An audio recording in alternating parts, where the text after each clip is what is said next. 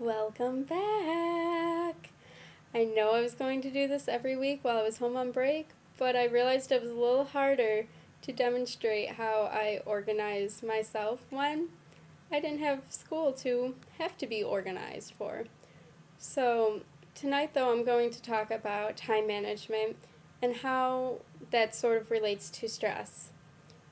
The most common question I answer on a day to day basis, besides what's music therapy or what do music therapists do or anything relating to that, is how do you balance being a music therapy and music education double major, a psych minor, your clarinet studies, being president of Music Therapy Club, e-board of MENC, SAI, and Student Advisory Committee. I'm not by any way saying that I'm perfect, believe me. I am still working on trying to get this down, but I've learned quite a bit in my few years here in high school when I was just about this busy. So a lot of people have requested that I do something on this topic because the semester just is one of those semesters where you're just trying to find the light at the end of the tunnel, trying to find commencement and graduation. It could just be the fact that most of us are juniors and just trying to get through the student teaching apps, the job proposals for music therapy majors, and just knowing that graduation's around the corner and you already need to be looking for jobs. So, after some thoughtful reflection, here's what I have to offer to help make sure that all of your work gets done in a timely manner and to the best of your abilities. The first thing I tell everyone is you need to get a good night of sleep. Yeah, I've also laughed that one off, being like, I'm in college, how am I supposed to sleep? I take 25 credits and I have this, and this, and no time to do it, so I use my sleeping time. But look at it from this perspective. Those nights you don't get enough sleep because you stayed up finishing a paper or practicing, how long did it take your body and mind to recover? Thought about it? Okay.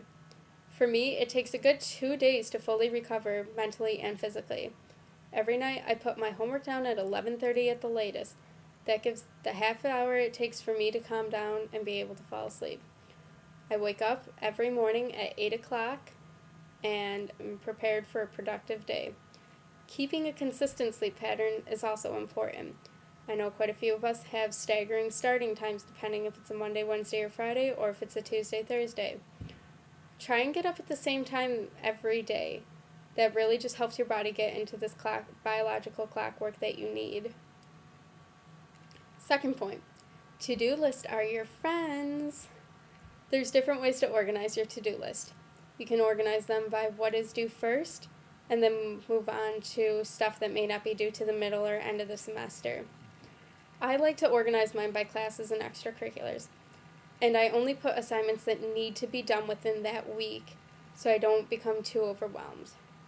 I also put this list in multiple places. On my computer, I use the Stickies apps and have at least 6 Stickies open at a time. You can kind of see the board behind me. Helps me keep my schedule straight. There's a section for to-do and a section for notes. If you refer to the previous episode, you can see all my different planners. But this is just to help remind you wherever you are that you know what you need to do. If you need a little extra motivation for completing the task, after each task, cross it off or erase it, depending what you're writing on. If you need that extra motivation for every set number of bullets or lines or however you want to organize it, go get some Starbucks.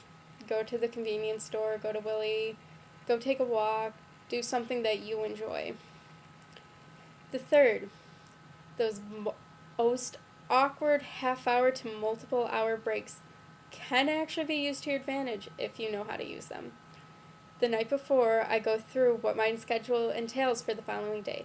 Not necessarily to remind myself of what classes I have, although that is usually helpful, but to see when my free times are. I then take a look at my to-do list. For each break, I assign myself a small, attainable number of projects to complete. If I have a half hour, I may only assign myself to go print something and turn in a form. For longer breaks, it consists of reading chapters from a book and writing clinical paperwork. Breaking the larger picture into smaller ones helps my mind wrap around what needs to be done. The key word in that phrase was that it was attainable. Don't try and schedule yourself to read a chapter in a half hour. Make it something small and give yourself maybe 5-10 minutes of breathing room for every half hour. Fourth thing I'm going to recommend is personal time. And this does not include sleeping. You need to be conscious for this. I use it as a time to reflect on what's going on, talk out loud and catch a fresh air, and just to take a mental break. Many of you know that when I'm stressed, I tend to walk.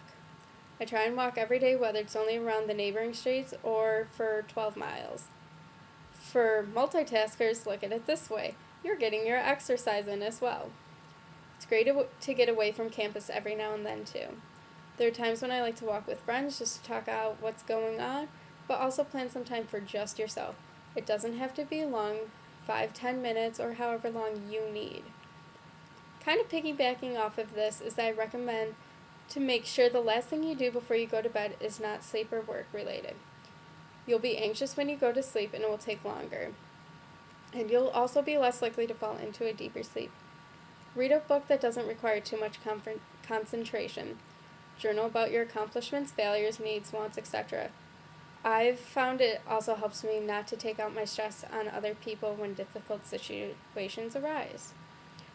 I also fall asleep watching a familiar TV show, primarily because I need to have something playing while I'm falling asleep, but because it's a familiar TV show, I already know what's going to happen. I already know who's going to kill who and who the murderer was, and I watch Law & Order before I go to bed. So I know almost all 11 seasons there on Netflix. If you have a religious practice that you partake in, right before bed is a great time to do it. That's when I do my prayers and read the Bible. For me, I'm a Christian. And I also like to incorporate that into my journaling. Well, I hope this helps as some of you are going through rough periods. Before I sign off, I'm going to share with you that a wise man told me during a nervous breakdown I had during high school. Do something you have control of until the stuff you don't works itself out. Do something you have control over. That could be your homework, that could be practicing. Use your time. That is something you do have control of. And stay tuned for next time because I'm going to talk about note-taking, and yes, colors are included. Good night.